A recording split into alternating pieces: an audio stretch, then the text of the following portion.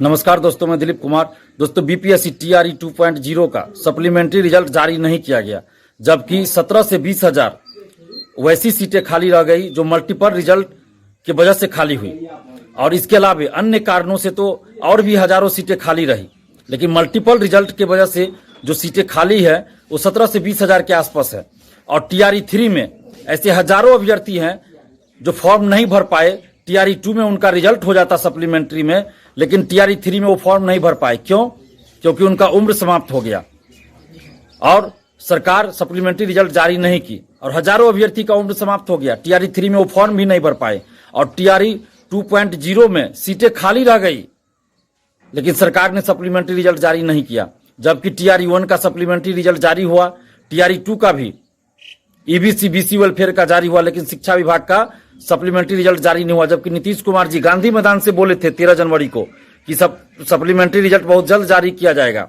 इसके बावजूद भी सप्लीमेंट्री रिजल्ट जारी नहीं हुआ और सरकार को ये लगता है कि उनकी चालाकी को अभ्यर्थी नहीं समझ रहे हैं। जो सप्लीमेंट्री रिजल्ट देना था उसी सीट को टीआरई 3 में जोड़कर टीआरई 3 निकाल दिया गया, जबकि टीआरई 3 आना था जुलाई अगस्त में और चुनाव को देखते हुए टीआरई 3 फरवरी में ही निकाल दिया गया। आप निकालिए, टीआरई 3 निकालिए, टीआरई 4 भी अभी निकाल दीजिए, हम लोग विरोध नहीं करेंगे, स्वागत करेंगे। लेकिन जो वैकेंसी आप निकालते हैं उसमें सभी सीटों को आप भरिए तो सही। अगर अभ्यर्थियों के पास योग्यता है, विज्ञापन की शर्तों के अनुसार वो योग्यता को रखते हैं, तो सभी सीटों को आपको भरना चाहिए।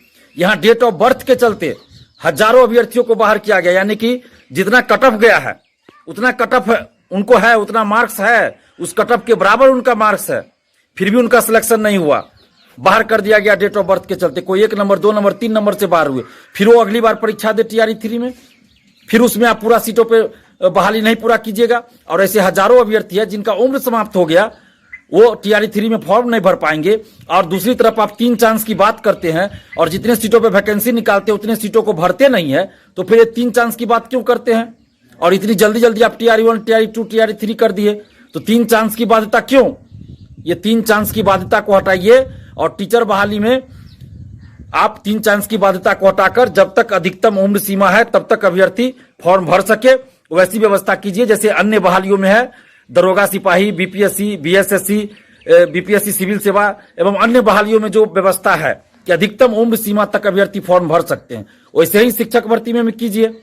और एज तो किसी का स्थिर नहीं रहता है, रुकता नहीं है, फिर आप एज में छूट क्यों नहीं देते? पहले आप 10 साल 12 साल पे एसटीईटी करवाए, बीटेट आप करवाते नहीं है, और एसटीईटी 10 साल के 12 साल के बाद करवाए, तो आपको छूट तो कम से कम 2-3 वैकेंसी में देना चाहिए 10 साल 12 साल का ना। एक वैकेंसी में आप दे के और छोड़ दिए। हजारों अभ्यर्थियों का जो है जिंदगी बर्बाद हो गया, उनका भविष्य बर्बाद हो गया। बीएड करके, कोई एसटीईटी पास करके, बीएड पास करके बेरोजगार हो जाएंगे, बेरोजगार बैठे रहेंगे।